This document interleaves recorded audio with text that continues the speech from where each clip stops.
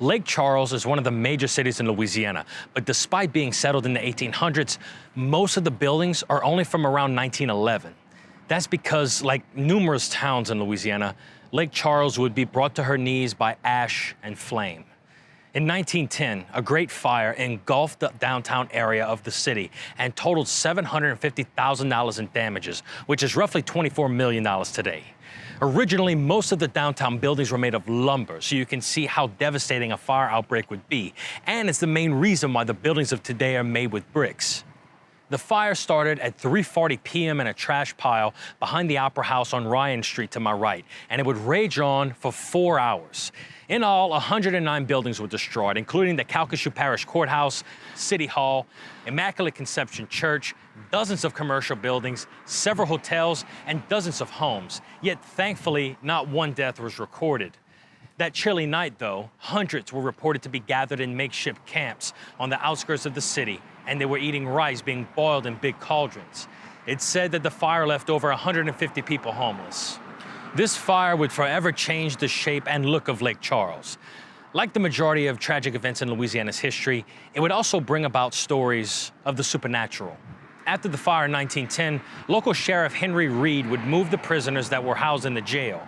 He brought them to the third floor of his 5,000 square foot mansion on Ford Street.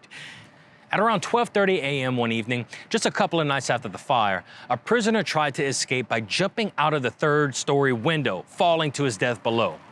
Former owners of the house have reported to be startled awake by glass shattering from the third floor, only to discover that nothing had been broken.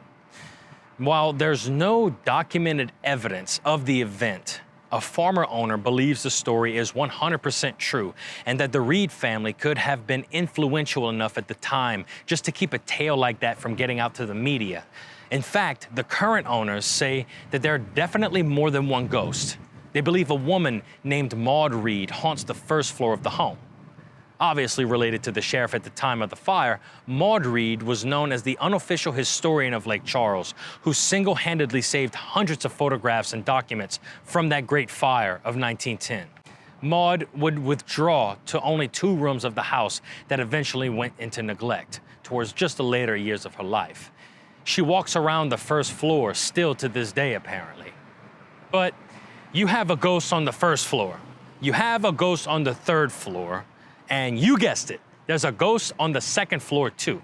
It's believed a former owner of the home named Ann Hurley walks the halls of the second floor. Ann was very ill, and her husband Monte would recall the last time he carried his wife outside their door to go to the hospital as the saddest day of his life. She loved that house, and it was shortly after her death that he began to smell her again. Monte said that he smelled her Chanel No. 5 perfume pass him several times a day in the halls, and just all on the second floor. He never felt scared or threatened by it, though, which is the ideal ghost to have if you're gonna have a ghost at all. We couldn't bring you this information without your support on Patreon, and we'd like to thank all of those who have already contributed, and we'd hope that anyone watching this video right now would consider becoming a patron at patreon.com/Louisiana Dread. For more Louisiana history, horror, folklore, and culture, be sure to subscribe to our YouTube channel. I'm Kyle Crosby, and this is Louisiana Dread Quick History.